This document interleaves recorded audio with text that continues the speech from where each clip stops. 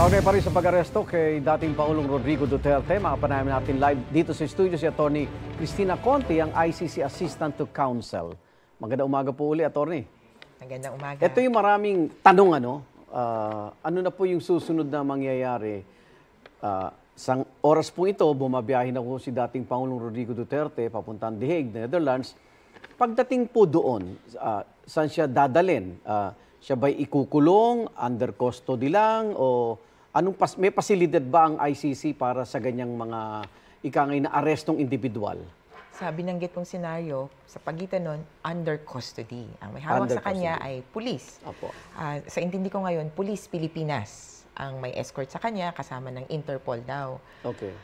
Paglipat sa kanya doon sa The Hague, ililipat siya doon sa otoridad, lokal na otoridad ng The Hague, the Netherlands. Kasi ito yung bansa Police na ng miyembro. Netherlands. Oo, miyembro ng ICC. Opo. At yung yung dapat sana nagawa sa Pilipinas, pero dahil hindi tayo member state, dadalhin siya sa isang court of local of competent jurisdiction. Sa The Hague.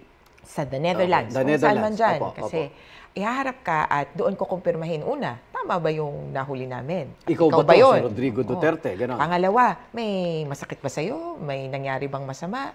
May paglabag ba ng karapatan mo? Okay. At pangatlo, paano ka inaresto? Ganito ba? Tama ba? Ang proseso ng kanyang pag-aresto ay ayon doon sa proseso kung saan siya hinuli.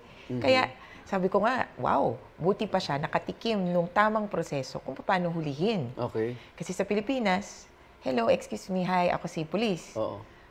Iniimbitahan ka lang namin. Hindi. Di ba? Ikaw ba si ganito? Oo. Oo. Inaaresto ka namin sa salang ganito. May Miranda rights, may karapatan kang tumahimik dahil kung ano mang sabihin mo ay pwedeng gamitin laban sa'yo. May karapatan kumuha ka ng abogado. At sabi ko nga, yung Anti-Torture Act, may dagdag yon. May masakit ba sa'yo? May nangyari ba sa'yo? Dahil meron ka rin karapatan na isa kumuha ng abogado. Ngayon, pwede ka rin kumuha ng doktor of your choice. So, matapos basahin yon, inuhuli ka namin sa salang, Crimes Against Humanity, at dadalhin ka namin sa The Hague.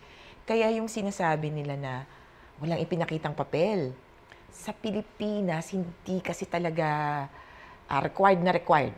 In fact, kapag nakarating ka na sa detention center, doon mo makikita yung charge sheet. So, aarestuin ka muna bago ipakita yung warrant of arrest? Kung hawak yung warrant of arrest, best maipakita yon. Pero syempre, alam mo, mabilisan Okay. ang mga bagay-bagay.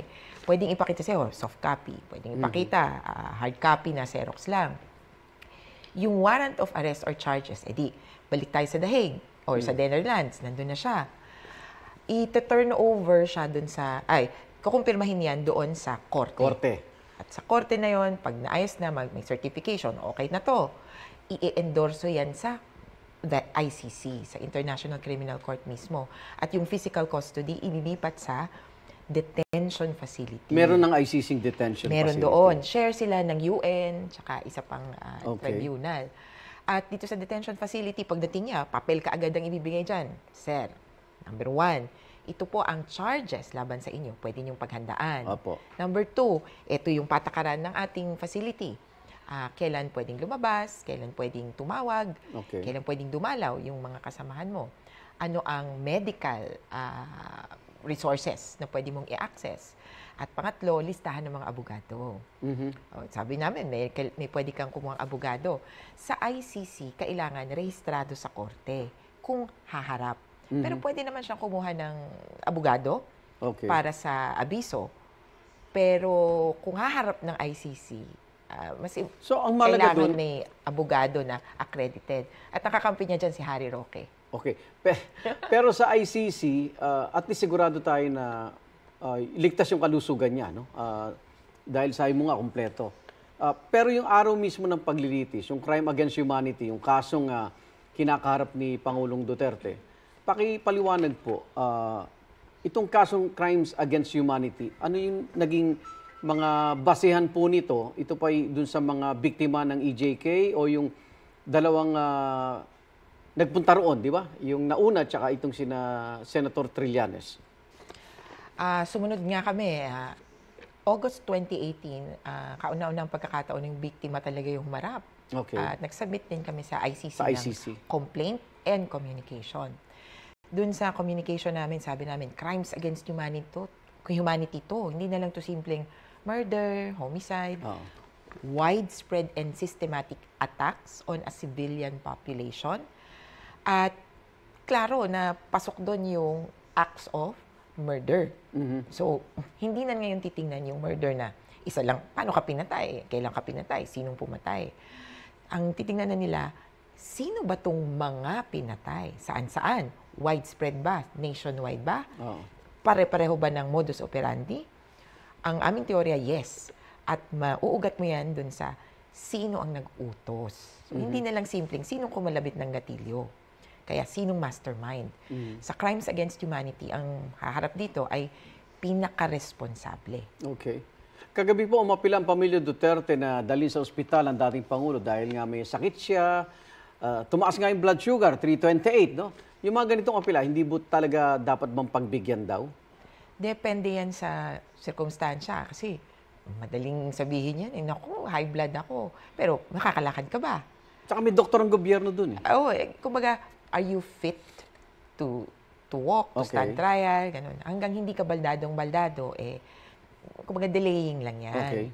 Kaya pwede talaga siyang manawagan ng doktor na tingnan siya. Pero as soon as masabing, okay na, pwede ka nang lumipad. Kasi wala naman akong nakitang low blood or high blood. High blood. Or high sugar. Na baldadong-baldado. Maliban kung kaya may pinayagan iba pang, siyang makalipad. Oo, kasi fit to travel. Doon na tayo sa dihig. Sa tingin niyo po sa ICC, gaano po, mabilis po ba ang trial? Unlike dito na, di ba, inaabot ng taon Doon po ba mabilis lang? Hindi rin. Okay. Ang average na trial nila umaabot ng 8 years. 8 years? Oo, pero pinakamabilis nila 2. Syempre learning pero curve. Pero habang dinidinig ba siya, hindi siya makakabalik ng Pilipinas? Depende yan kung mag-a-apply siya ng interim release. So, parang bail sa atin. Okay. Kaya lang medyo iba dahil walang sa atin, may formula. Tapos, babayad ka 80 mil. Ito, crimes against humanity, walang, kumbaga, naka-equal na 1.2 million. Walang ganon. Didinggen yung request mo according to the circumstances. At pwede niyang sabihin to na may sakit ako, dapat nasa ospital ako, dapat nasa bahay ako, dapat nasa ibang lugar ako. At iba yung kulungan, ha? Bakit? Maganda. Maganda. Sobrang layo ng milya-milya. Maganda, maaliwalas, aircon, yung pagkain, monitored.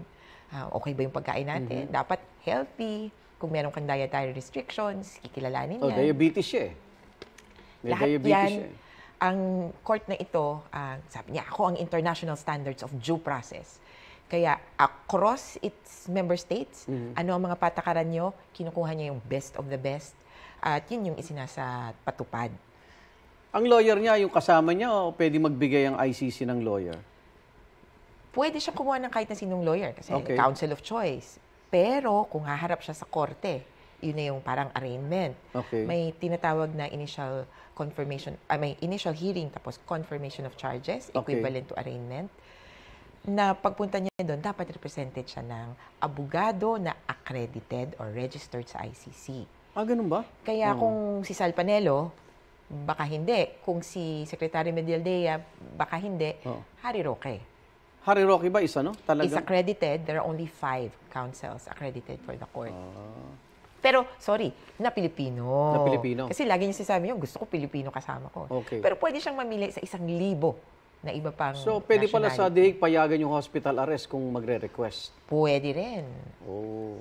Pero paano si Harry Roque? May kaso rin dito sa atin. Sabi niya... Bagay, sa House Oo, sabi Ugante niya... siya dito, di ba? Magsasarado na yung Kongreso. So, tapos na ang kanyang warrant. Naku, maraming salamat, Attorney Cristina Conti, ICC Assistant sa kasong crime against humanity po. Itong si Pangulong Duterte. Igan, mauna ka sa mga balita, mag-subscribe na sa GMA Integrated News sa YouTube para sa iba't ibang ulat sa ating bansa.